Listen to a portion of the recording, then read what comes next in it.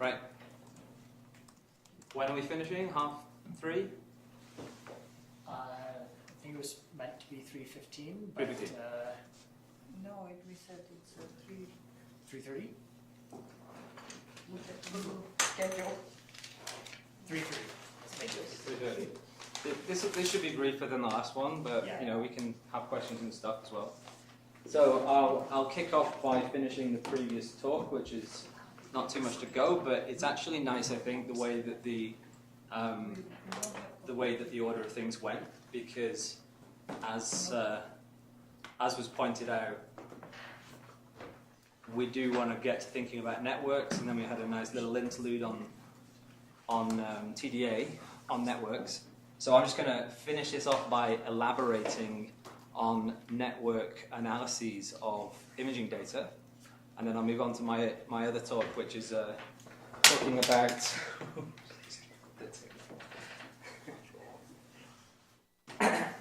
and then I'll move on to the next one, which is thinking a little bit more about data formats and also some worked example, a brief worked example.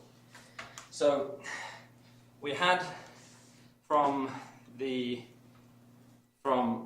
my previous 3 components of this talk, we talked a lot about the anatomical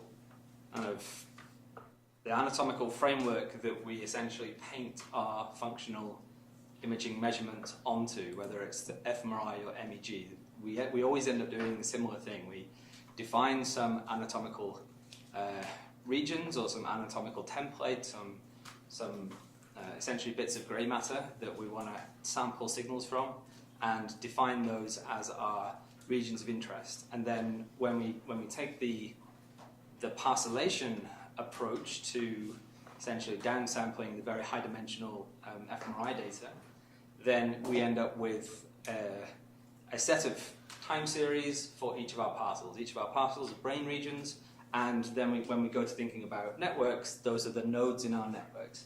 So that is the kind of core part of the connectivity approach to the whole brain connectivity approach to studying imaging data, and I guess other types of neuroscience data too. So I went through this actually, but I'll say it just again. So that there's these 3 pseudo-technical terms, I guess, and these started off in neuroimaging. I know they started off in neuroimaging. I think they filtered through to physiology and other neuroscience areas, but they're really bad words because they don't really describe. They're not very descriptive. But just as a reminder, this is the wires. In our case, literally, it's the white matter or the axons that comprise the white matter that we looked at quite a lot in the previous talk. And then in the case of functional connectivity, essentially, loosely speaking, the covariant structure of the data measurements. However, we kind of cluster and recombine our measurements.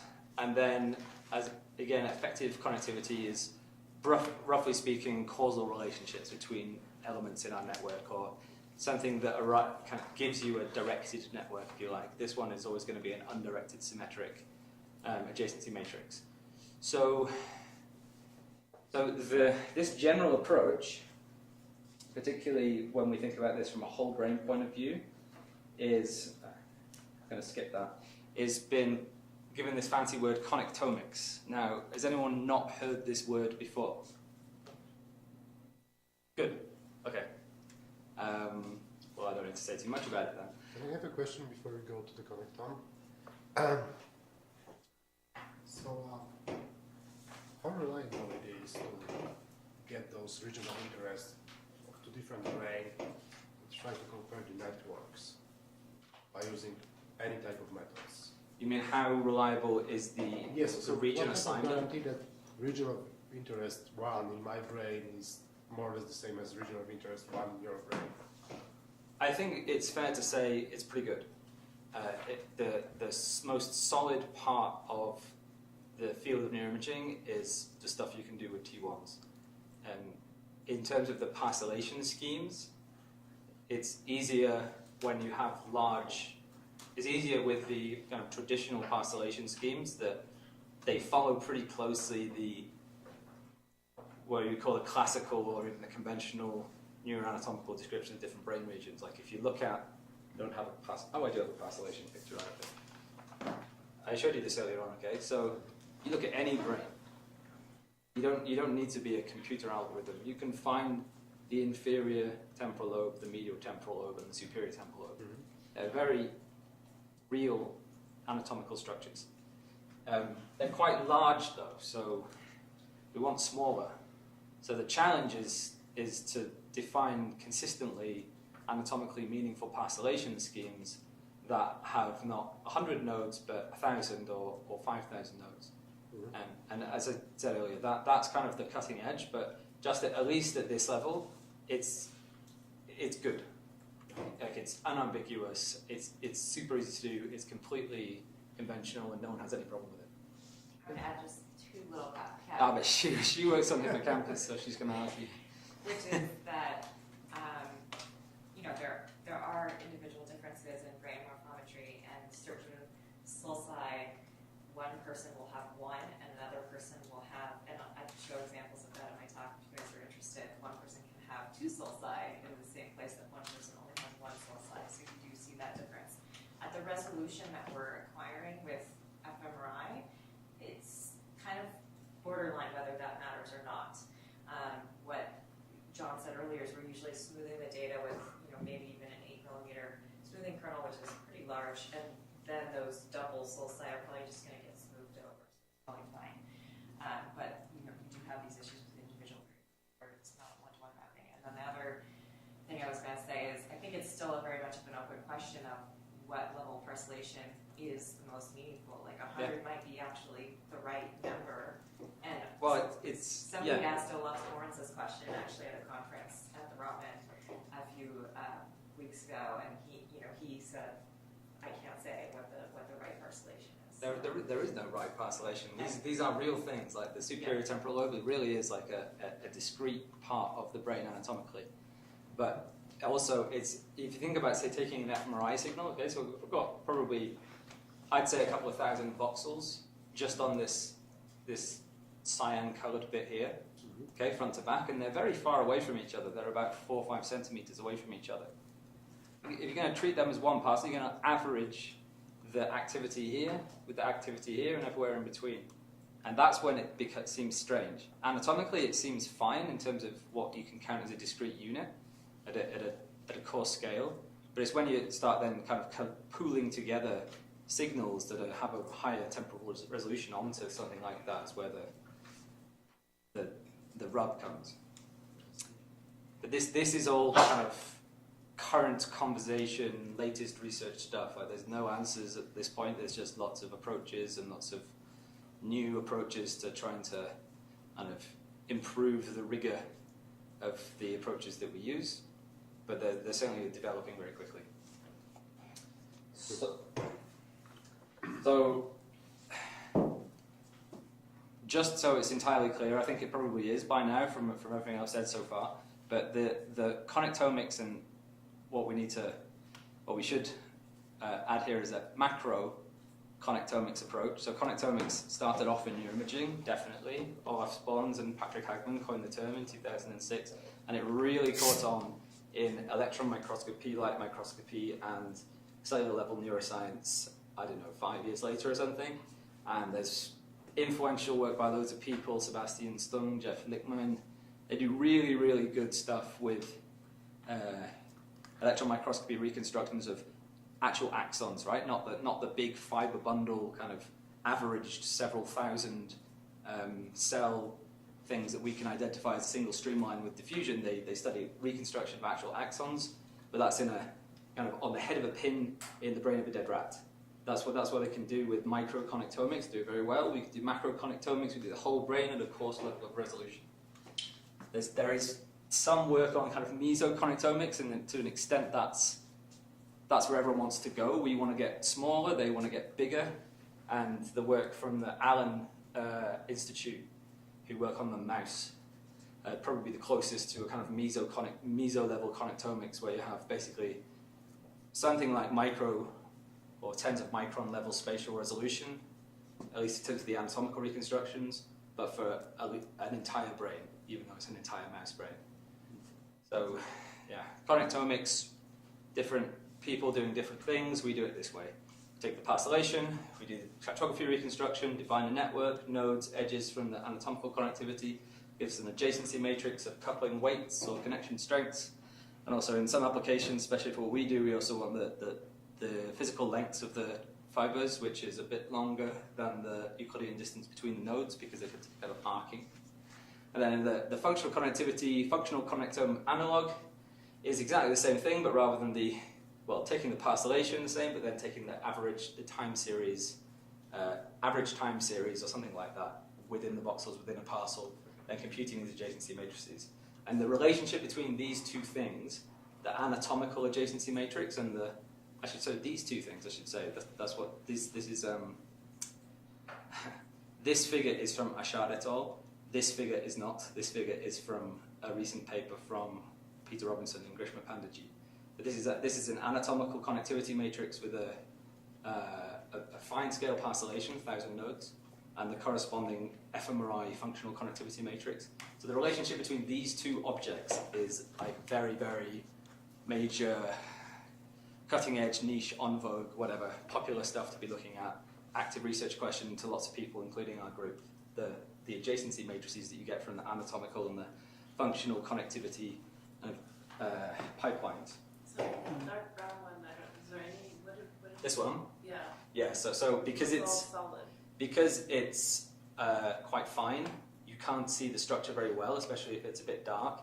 It works a bit better if you log transform the numbers. But basically, this is a feature of anatomical reconstructions like this. Is their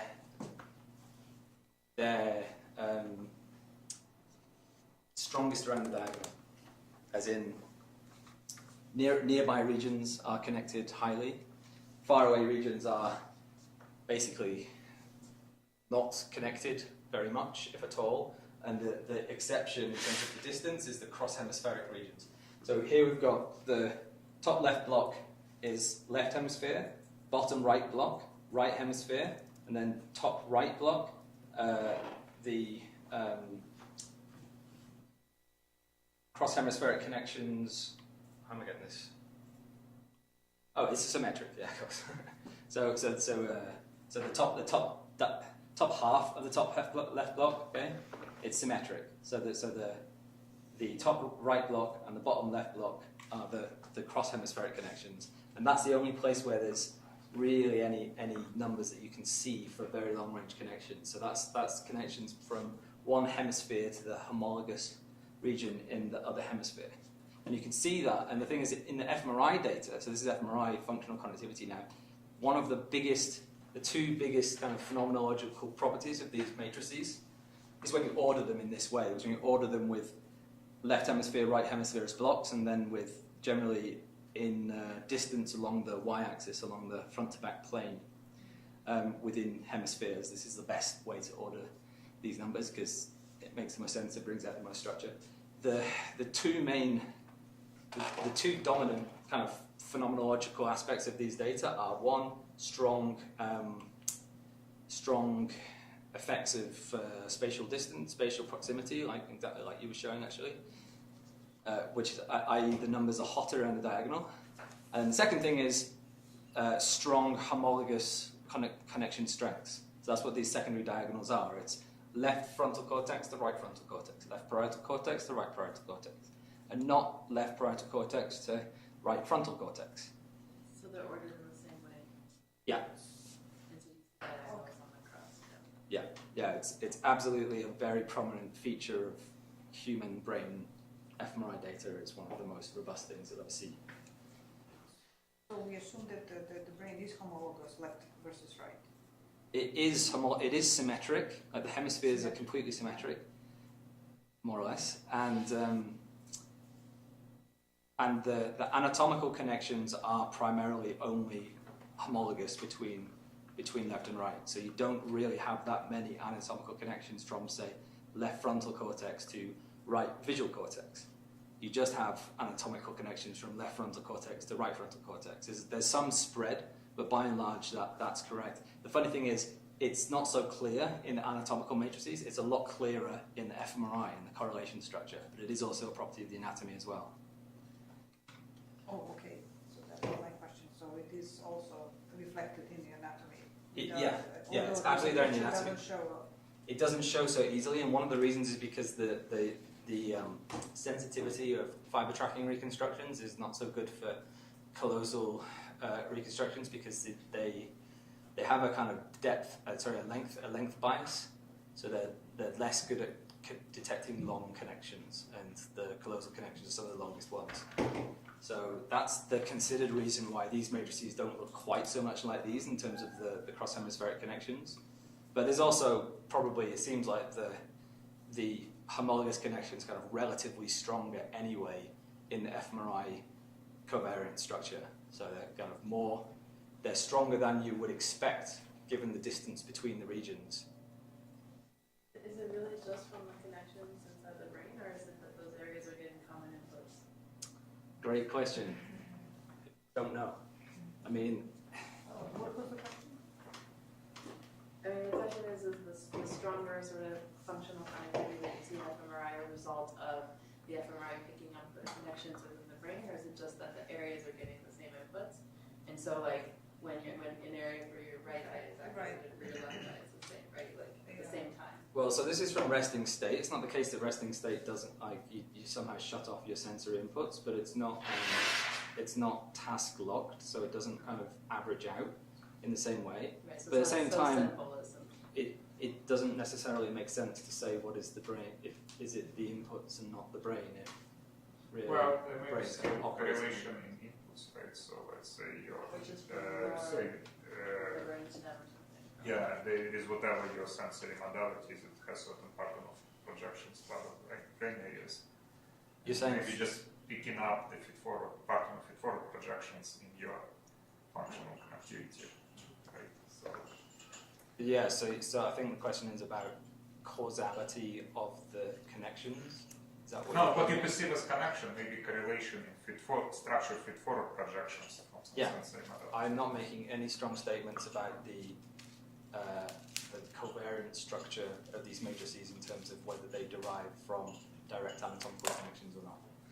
Okay. They probably mostly do, but not entirely. But I also think I don't think it makes so much sense to think about the brain in the absence of its sensory inputs anyway. So it's kind of And a the question closed is, do you system. interpret it as actual direct connections to the protein also, or is it some other? Yeah, that's a fair point, yeah. Because if your brain consists of just straight up feed-forward network, you will still have this beautiful picture with correlations, right? Because there are correlations in how feed-forward projections project, right? Yeah, but they would have to project all the way through the sensory cortices to very high up the. I mean, this is the case for every single brain region you choose. So it would be like the sensory inputs of, I don't know, visual and auditory, or however many you want to add in, are kind of propagating all the way up to the entire brain, which may be the case, sure. But you might think that would be, and it is stronger in sensory cortices as well. I have a different question. So, have there been approaches in the past where people tried to create a network purely based on the tractography alone, without parcellation template registration, just on the intrinsic connectivity in the tractography, clustering that and creating networks out of that? You can't really do that at the full extreme, logical extreme, because the way you do it is you initialize a streamline in one location, then you trace it through until it terminates in another location. And so at the voxel level, all you have is kind of a binary connection or not. You don't have a weight. But is that artificial, or is that a result of No, the I process? guess that's a feature. I guess you could think about things that way. But the point more is that is somewhat below the kind of anatomical accuracy of the data, particularly in terms of registration, and it's also just extremely high dimensional. I think people are kind of approaching that from the bottom up, as in trying to get very, very fine parcellations, thousands and thousands and thousands of nodes. Eventually you end up with something similar to voxel level reconstructions, but there's not so much going in the other direction. I guess because it's just numerically very intensive. But yeah, in principle you could do that. I think the problem is there's a lot of noise if you try and do things with that level of granularity. Final slide. This is kind of a logical follow-on from the macro connectomics approach, is to now take our network, our whole brain network that we defined from the structural data, and model it as if you like, a network of coupled oscillators or a network of coarsely defined physiological units. And this is what I'm showing here. And this is what I work on. So I'll tell you more about this in a few days. The general idea here is that we consider each node to be, roughly speaking, a cortical column in terms of being kind of a discrete unit. There's some kind of fuzziness in the definition here. But we're going to basically consider a node to be equivalent to some kind of discrete unit of a patch of cortex, and then stick a local dynamic model on that node. And the way we do this, we do it with a couple of different types of models that vary in complexity. The simplest ones are planar oscillators with fast and slow variables, and this is basically a Fitz-Newman model, which is a reduction of a four-dimensional Hodgkin-Huxley system, and it oscillates. It's similar to a Van der Pol oscillator. It's a very simple representation of oscillatory brain network and of structure dynamics relationships. Slightly more complicated one is a Janssen, it's called a Janssen-Rit model, where we have a different compartment, a different cell population for 3 different cell types within a cortical column: inhibitory interneurons, pyramidal cells, and excitatory interneurons. And then a kind of second-order linear filter type dynamics for each of these individual populations, a certain pattern of intrinsic coupling, as in the connections between the different compartments. And these correspond more or less to basically 1, 2, 3 cell layers, or kind of groups of cells in a cortical column. So it's a slightly more detailed model than the coupled oscillator model, has richer dynamics, harder to simulate, things like that. But this is, broadly speaking, the lay of the land in terms of neural mass modeling approaches to macro connectomics, or to studying brain dynamics at the large scale. And I'll leave that there now. Like I said, I'll tell you more about that in a few days, and obviously we can talk about it in between.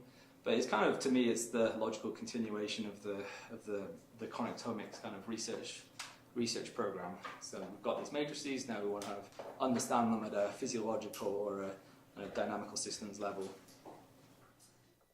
It's kind of So how are you proposing to measure, to have a node for each column if our resolution is, are you talking about using fMRI? Yeah, right. So in a sense, the equations define that they kind of supplement the spatial structure.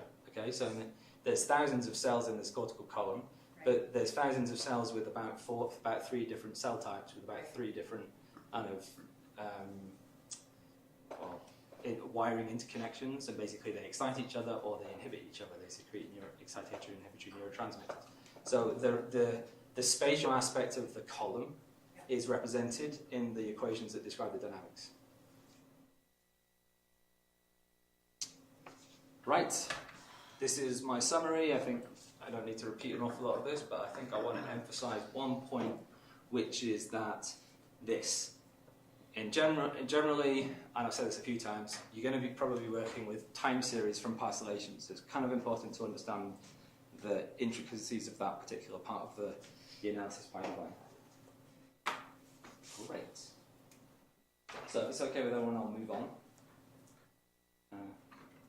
quickly. And this is a bit quicker. Should be a bit shorter than the last one. By the way, someone get the joke. Did you make that?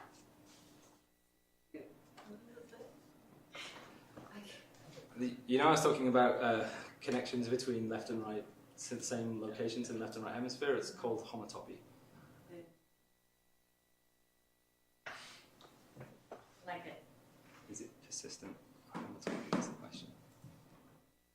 5 points I want to make to you now. First one is open science in general, but particularly as it's kind of manifest in neuroimaging. Okay, some of you are mathematicians, maybe you don't know this.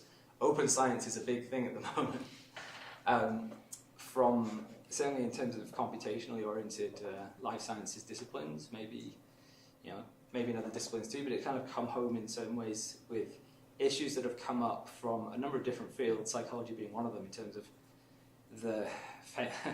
how hard it is to replicate results and how non-robust some results seem to be. So that and other things have kind of led to a certain, to my mind, a kind of general level of consciousness in the field that this is an important thing that needs a lot of attention. There's been a lot of resources, a lot of effort, a lot of communication work going into trying to move the neuroimaging kind of data and analysis paradigm, I guess, into a more open access frame. And I guess the motivation here is partly coming from open access source code, which GitHub is the best protagonist of. Obviously, it builds on Git. But the second half of that is, well, A, you want to make your code reproducible, B, you want to make your data publicly available. Is one without the other is not so useful. So there are a lot of initiatives that are going in this direction. There's, and they're not specific to neuroimaging.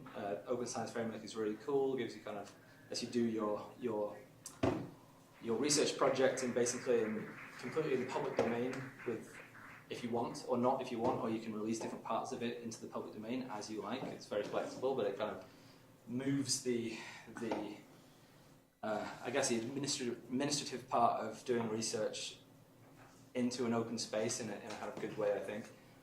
There's replication awards in OHBM, there's open science journals. This is a big thing.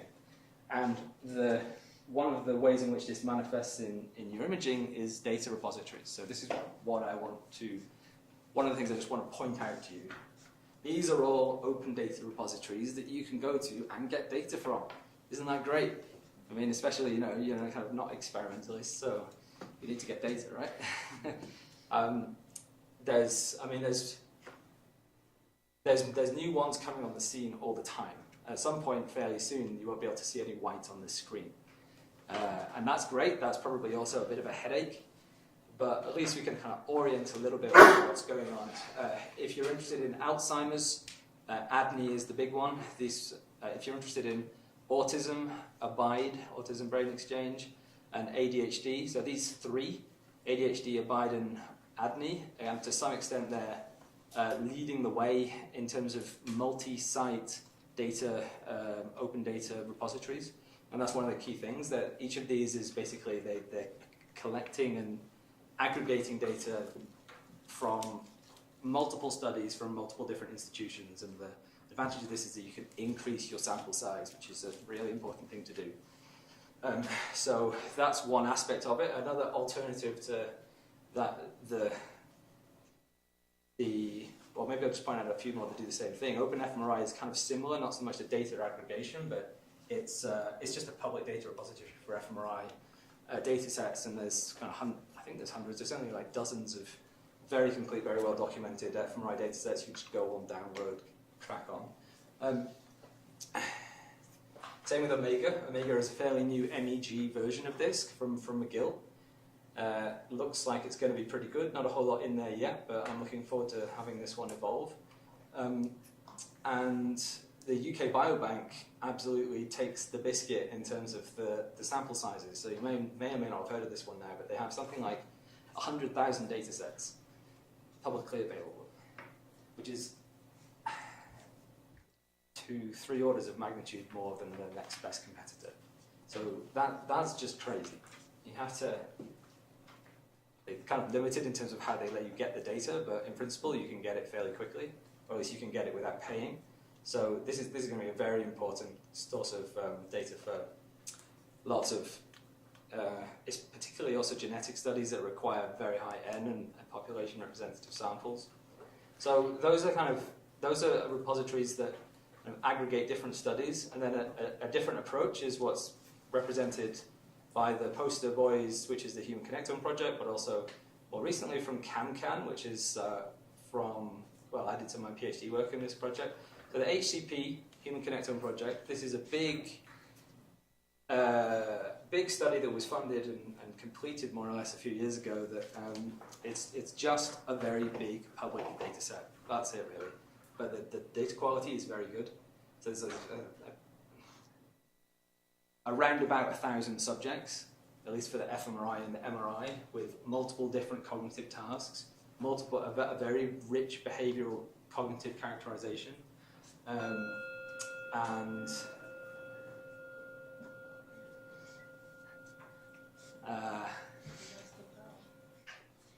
I lost my train of thought. Well, lots of stuff in, and the data quality is very good, and they provide all their code online, and to some extent they're building up a kind of community around this data. It's becoming, to some extent, the go-to place for methodological exploratory work, which is, I think, going to be one of the ways in which the new tools from TDA are going to, that's where they're going to come in. You're going to want a good data set that is not, I mean, there are issues with clinical data, put it this way, so to some extent you want to just have results that are robust on normal healthy people with good data, good sample sizes. So that's exactly what you can get with HCP, and I'll talk some more about this over the next few slides. CanCan is actually a similar thing, but for aging. So it's a population representative sample of the population around Cambridgeshire, and they have similar sample sizes to HCP, but they actually have it from people from ages 20 to 90, rather than HCP is 20 to 40, and there's not that many over 35. At least the first wave of the HCP. So if you're interested in something that's it's not disease, it's healthy aging, but it's in the data coverage, the amount of data, and to some extent the task and the paradigm is pretty comparable to HCP. So I think these two are worth thinking about as a unit to some extent. They're certainly similar in terms of what you can get out of them data-wise. The Allen Institute mouse brain is also public. Oh yeah, absolutely. So Allen Institute is very high quality. In fact, I guess it's probably the best. If I was to have it on here, it would be the best one, but it's from the mouse, so it doesn't quite fit in the neuroimaging. Allen have some human data, but they don't have a lot of it. I don't really see the point. I guess maybe they want to do their own genetic stuff or something like that. But the Allen mouse brain stuff is insane. They have extremely good data for mice.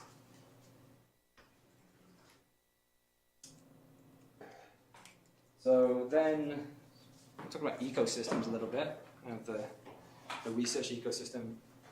That was data analysis software. Now, I guess first point before to kind of clarify this before you get scared, because this is a very, very small picture on the insanely large number of software tools that are used to analyze neuroimaging data.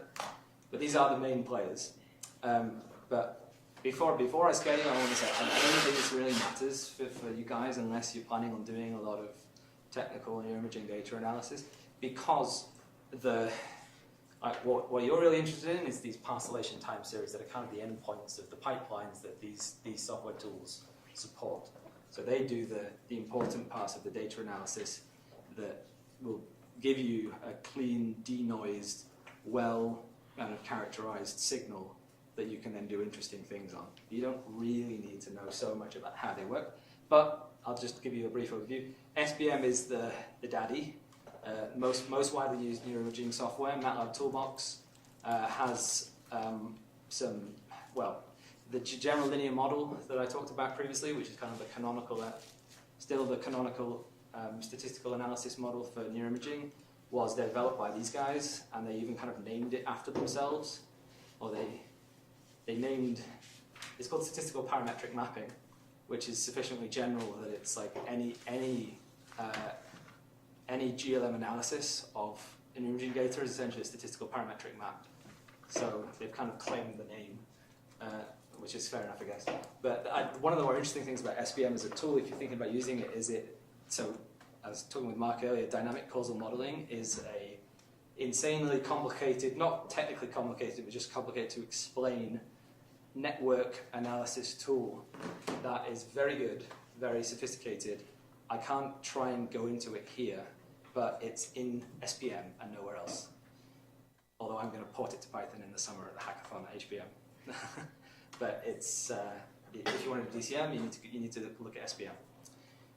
These other guys, they're not so sophisticated on the time series analysis really, but they're still very widely used in terms of just crunching the numbers on your imaging data. AFNI, I don't like AFNI, but people use it, whatever. FSL, bit better, very good for diffusion, good non-parametric fMRI analysis stuff. Doesn't really excite me very much, to be honest. FreeSurfer is the place where you get your surfaces from, so FreeSurfer is kind of indispensable unless you have there are some other kind of niche tools, but FreeSurfer really owns the market on surface-based analyses, which are very important for getting good registration accuracy. Then these next ones are EEG and MEG analysis tools. EEG Lab is kind of the daddy to some extent, a bit like SPM in that it's one of the oldest and one of the most widely used, but not necessarily the best. But it's still one of the most popular. I would say the best, which is why I'm pointing to them. Actually, SPM is very good for EEG and MEG. Field Trip is probably the widest used or the most advanced, and this is the one that the Human Connectome Project MEG analysis uses Field Trip. And then MNE is the other big daddy in MEG and EEG analysis from Harvard, from MGH. And actually, this is my favorite of the lot. Then the final row here is the NiPi community, which deserves a couple of mentions for a couple of reasons. One of which is because I'm going to show you some examples using some NiPi tools. But neuroimaging in Python is essentially a loosely federated group of analysis tools that take care of different aspects of the analysis requirements in neuroimaging. For example, NiPipe is the best pipelining tool, and pipelining in that it just gives a general infrastructure for constructing pipelines using different tools, using FSL, using FreeSurfer, but using them for the thing they do well, and then passing on the results to the thing that the other package does well. And so you have the competition. The way that it's best described is that the competition is at the level of the algorithms and not at the level of the software language. So this is a very nice package. I use this an awful lot. NiLearn is really nice for interactive manipulation of imaging data, particularly volumetric data, not so much surface data, but it's coming along on the surface data. And this is what I'm going to show you. I'm going to show you some stuff that uses the NiLearn for visualizations. And then PySurfer is really nice for surface visualizations, but it's a nightmare to install because it uses MyRB, and MyRB does not install very well on most Conda distributions in my experience. But the best pictures, surface pictures, will come from something like PySurfer. So I've got it up. But in a sense, as I said, you probably don't need to know any of this, but it kind of needed to be in here. File formats. Again, don't worry yourselves, but there's an awful lot of file formats that we deal with in neuroimaging, and this is just a few. The main one is really nifty. There are these new extensions of nifty. Here. I'll explain nifty because it is the main one. So nifty is a format for volumetric images. So when we're thinking about it's not quite the format that comes off the scanner, but at some point you will convert your scanner images into nifty images at a very early stage, and then they more or less stay in that representation all the way through your analysis pipeline, unless you just do stuff with surfaces. And it basically is just describing your MRI data as a block of numbers, three-dimensional block of numbers, with an affine matrix in the header that converts the world space to voxel space, the world space in millimeters in a coordinate frame centered on a certain place in the image, which is in the right place if you spatially normalize the image, but not necessarily in the right place if you don't spatially normalize the image, but it's more or less in the middle. So never mess with a nifty header. Never try and create a nifty image from scratch if you don't know what you're doing, which you probably don't. Never, don't try and innovate on stuff in headers in general. Maybe that's a good piece of general advice, but it really does apply to nifty images. And I've seen people do bad things with nifty images, not because anything they did in the numbers, just because it just didn't give them the right headers, and then you save them to file, and then the other programs read them in, and they get all messed up, and everything's wrong. Seen it happen, so be warned. John, on that very important note, can I suggest we take a quick pause in case folks want coffee, because they take the coffee away at 3:30, but then you can pick up. So can we just take 5 minutes? The recording. Yeah. Yeah, the recording's Sure, stop so you as well. pause now. The recording from the break we had just now, in case that isn't clear to people watching the video. So, I just... What? What happened there? No idea. I just scared you all talking about nifty. So nifty images are blocks of numbers, 3D images. Then we've got a whole load of other ones that are kind of similar or different. That other file formats that do something similar to kind of representing volumetric data structures, or the other type, which are kind of a pair, are image formats, file formats that represent surface data. So generally, rather than having a 3D block of voxels, surface data is represented, and if you load it in, you'll get an array that's one-dimensional. And then somewhere or other, you have a separate file that describes the location and the elements of that array, and I'll show you this practically in a second, correspond to each of your surface vertices. Okay, so this is thinking about now with our grey matter surface that we saw in the previous talk. We've got these vertices that are kind of fairly fine-grained representation of brain locations, but it's lower dimensional than a full volumetric image of a similar spatial resolution. And so you load it and you'll get a number for every vertex. Then somewhere else you'll have another file which tells you the spatial location of those vertices, and that'll consist of two things: a three-dimensional array of coordinates in Euclidean space, and an array of the connections between the edges, because it's a graph. So that's kind of important to know if you're going to be working with surface data.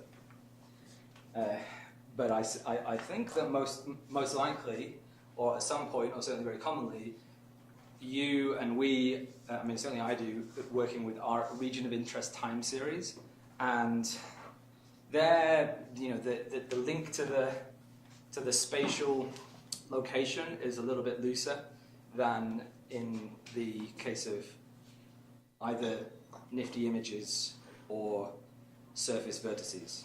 So basically, generally speaking, when I take, say, average fMRI signal over whatever the voxels or the vertices are in a region from one of my parcels, there isn't a standard file format for keeping those, for that kind of data. The HCP guys are kind of trying to maybe introduce one, but it certainly isn't standard. So generally, there'll be matrices, there'll be arrays, map files, CSV files. Depends on people's preference. So there's no standard format for ROI time series as such, but you do need to know where they came from in terms of what the spatial locations of say the regions in your parcellation.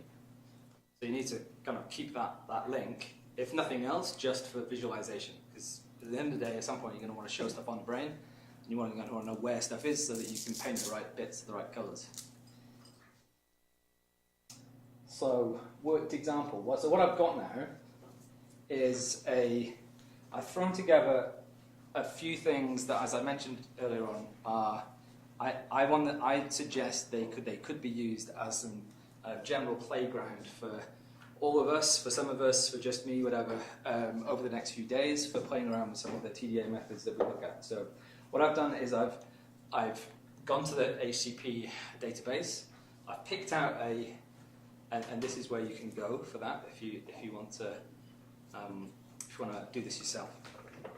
So I've picked out some selected files. There's just so much data here. There's so many files. There's so much. I was saying to a fellow just now, the biggest investment you will have in working with HCP data, if you do it, is reading the documentation about where the files come from and what they are. It's not even kind of understanding it technically. It's just having an idea of where the piece of documentation is that tells you what this file is. So I'm trying to simplify that process for you a little bit by picking out some of the key files or some files that are useful, essentially end of pipeline analysis results, ROI time series and vertex time series. And I'll put them in a zip file. Yeah, got a zip file which I can distribute. It's version 1 at the moment. I'm going to add some more stuff in, I think, over the next few days. But so there'll be version 2, version 3. But it's I haven't even checked the size, but it's not huge. This is going to be a kind of data light version, data light alternative to you going and downloading a whole load of data from HCP yourselves. And I'm putting together some resources. So already Isabel and Natasha and Mark have put together this website, and other guys, I guess, put together this website. I don't know if everyone's seen it yet, but there is a WordPress website that has a lot of links to resources that are related to TDA and neuroscience. So this is the main resource, I guess, for this conference at this point. I'm adding a complementary one now, so a GitHub repository that is a public repository under my name. If everyone wants to collaborate on this, there's options. Basically I can add you as a collaborator. You can fork it. If people really want to, we can make it private. We might actually want to do that. So with GitHub, I guess not everyone is entirely clear. I'm assuming you'll kind of roughly know what it is. It's a cloud platform for code sharing and distributed software management.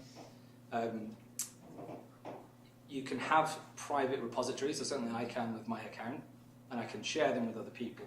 At the moment, this repository is public, which means anyone can see it. If we think that we want to have some code that only us at the workshop know or something like that, we could make it private, and then people who want to go to it, they just have to have an account in order to see it. That's the difference. If it's public, you don't have to have an account, you just browse to the site. If it's private, then you have to basically get an invitation to see it. So those are two options. I'm offering them up as possibilities. And here we are. So this is what it's going to be. Like I said, it's public at the moment, and it's just got 3 files that I've added in so far. I'm going to keep adding stuff. I've got a whole lot of things on the list that I want to clean up and add in, and I'll just be filling it up over the next few days. So keep looking, keep checking it out, keep talking to me if you're interested. At the moment, there's a script for downloading the data that's in the zip file, which you need access. If you want to use this, you're going to need to follow the instructions on my previous slide, actually here. So there's 2 things you need to do to get HCP data. You need to go to the main portal, you need to sign up and get some credentials. There's an Amazon S3 storage kind of key pair that you get. And then once you've got that, you can, if you install a little piece of software, you can get command line access, browse and download access to the folders, to all of the files. And that means you can download individual files rather than downloading large sets of files when you only want one of them. So that's actually a lot better than, and if you want to download the stuff that's in this file will do, if you run it, then you're going to need to do that first. The other file in this repository at this moment is a kind of quick worked example, which I'll go to right now, and it's just nothing more than just loading in some data sets and having a look at them, but that's really, in a way, the biggest hurdle. So I'll just scroll through, and then I think we'll call it a day, and I'm not running over too much. So Jupyter Notebook, everyone knows Jupyter Notebooks, they're really great. It's not just Python, you can use R in Jupyter Notebooks, you can do anything you want. They're just an interactive, rich media computational documentation tool. So, and you can browse this on the website as well, but I'm browsing it in my Linux box. So here's just an instructions on the setting up a Conda environment. We mentioned before, if you want to do this, the easiest thing for you to do is install Anaconda. Once you've done that, you're going to need to do this. You're going to need to create, well, you don't have to create a Conda environment, but you should. So create a Conda environment. That's an isolated environment that, and if you don't have any other environments, then it doesn't matter, but if you do, then you always want to do this. Then install these libraries. So just execute these 2 lines once you've installed Anaconda, and then all of this should run as long as you have the zip file, the unzipped zip file. So I've got a few data sets here. Actually, just for this brief demo, I'm going to show you some MEG data, and I'm going to show you some structural data as well. So I've got here's a few files: nifty images, .ni, compressed nifty images, gzip nifty images, .ni, .gz. So this is a T1 weighted image. You'll see it in a second. This is a T1 weighted image with the skull removed, underscore brain, which makes it better for doing certain types of visualizations, but doesn't really matter much otherwise. This is a parcellation nifty image, so labeled voxels. This is a Gifty image. Gifties are a weird file format that include both. It's supposed to allow for both voxel, volumetric and surface-based data structures. And in this case, this is a surface.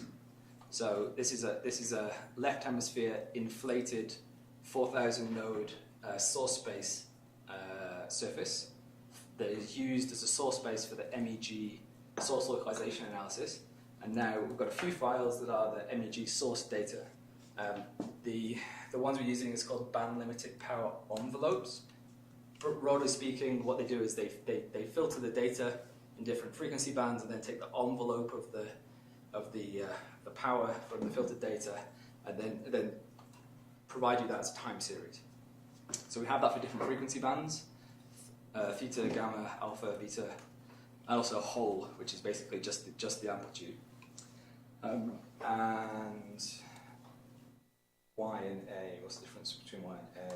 Oh yeah, and then two types of parcellation, or 2 types of nodes. First one is it's disappeared off the screen here. It's from a fairly coarse parcellation, which is an atlas called the Yo atlas. It's got 100 and something nodes. So it's relatively coarse, but it means that it's a lot better suited for certain types of number crunching and visualization.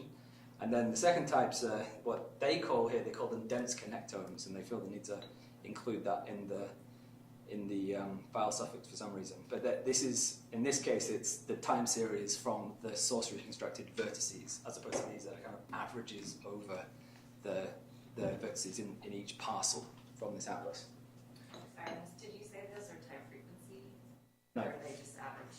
No, they're band limited power, so they're time series, but they're time series of the power envelope for different frequency bands. So just a few imports. The main one actually is NiBabel. This is the NiPy library that will let you read imaging formats. The other stuff is just plotting and kind of playing around with stuff, some of them making movies. So load in a T1 image, and then Nilearn actually, so the visualization tools I'm using here actually come from Nilearn. Nilearn's got some really nice volumetric visualization stuff. It just works out the box really well. I use it all the time for browsing imaging data. The other way of browsing imaging data is with, say, FSL or FreeSurfer and kind of interactively. But sometimes you don't want to do that. You just want to produce images, and you can also kind of more or less interactively browse these by changing the slice locations and stuff. And they stay there as a kind of picture in the file. So for me, it's actually more convenient than using a GUI, but it's kind of a matter of preference. But it's super easy. Okay, one line Python, you can see your structural image. Send me your parcellation, nifty image, although the numbers are a bit hard to see because these are basically like 1,000 to 2,000, and they're separated by large intervals, so you can't actually see. But these parcels are there are several parcels in this pink strip here, but it's being offset in the color scaling, so I didn't do the color scaling properly. But this is a labeled nifty image. And then the data. So this is the envelope file. Actually, I've named that above, so I didn't need that. So just load it in. So this is how we load in a Gifty image in Nibable. Kind of load it in, or at least read the header, and then load the data. I like using pandas, which is a Python tool for representing little data frames, but they're just a way of kind of manipulating arrays. It's got some nice plotting tools, nice this and that, not essential. So just showing you some time series. So loading the data, here plotting first 1,000 time points, first 10 nodes. Same thing, demeaned. Don't want to say anything about this, I'm just saying, okay, we've got loaded in some data, these are some data that we can then do stuff like compute correlations. We can also more or less easily with Nylearn we can plot stuff on the surface. So we have the surface vertex file, which is one of the ones I showed earlier on. We have the time series now, so we have actually a slice on each vertex for several thousand data points. It's pretty easy to make a little interactive movie. I don't have anything strong to say about this, but here's some code to make a movie with some time series. It's kind of handy. You can think about, you could do time series of graph properties or time series of topology properties if you want to do that with moving windows and so on. Really straightforward to do, at least visualization-wise. Another thing that we get from the data that I've put in is actually correlation matrices that are computed from the pipeline, so you don't have to compute them yourself. So just plotting some of these here, so you can get correlation, bandlimited power envelope correlation matrices.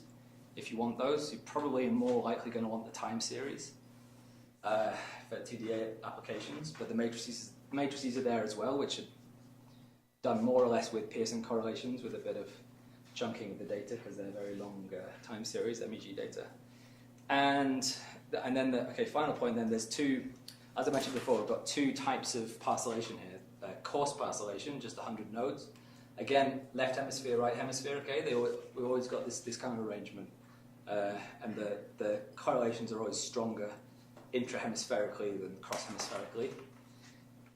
And then, so that's for the Yo parcellation with 100 or so nodes, and then this is the matrix for now 4,000 nodes, which they call a dense connectome. And this takes quite a long time to plot. It takes a very long time to compute these correlation matrices. So at least these are, it's kind of handy that they provide these ones. The smaller ones, you can calculate those fairly quickly, but this takes a fair bit of numerical work to calculate this. It doesn't happen in 5 minutes. So they're handy numbers, but again, it depends if you want the matrices or the time series. And like I said, I'm going to keep adding to this. These were just some examples on one MEG resting state data set. There's a whole load of other stuff, but the next thing to add in is fMRI data from the equivalent paradigm. And then we'll think about adding in task data. So they have about 5 or so different cognitive tasks in the HCP, MEG, and fMRI data set corpus from language, memory, motor processing, a range of things, and actually Mark's done some work on comparing some aspects of the topological properties of the correlation matrices from these different cognitive tasks. But there's just a whole lot of stuff to play with. It's easy to start with resting state because you don't need to think about the task as such to start with. So I sort of recommend you start there if you're interested in game cracking, and that's what I'm going to provide the kind of loading and interaction visualization tools to start with, and then we'll move on to the task stuff after that. Do we have access to the server right now? The server? No, I mean, this file? yeah. Yeah, so if you go to the GitHub page, which is here, get that? You should be able to see the notebook file. Or if you just look for John Griffiths' GitHub and then you navigate. Yeah. Which link? Oh, I'm there. This is a public repository, isn't it? It is. Got it? I was just saying that it's not just looking at the John Griffiths GitHub, you have to know the last piece. pass a full URL. Yeah, once you're there, how do you get To the notebook, notebook? click on this one. That's the notebook. And GitHub renders Jupyter Notebooks. It doesn't render the movie, which is a shame, because it should be able to do that.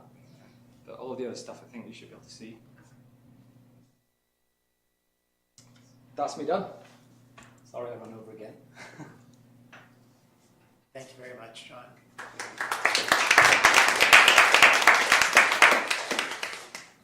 Any questions?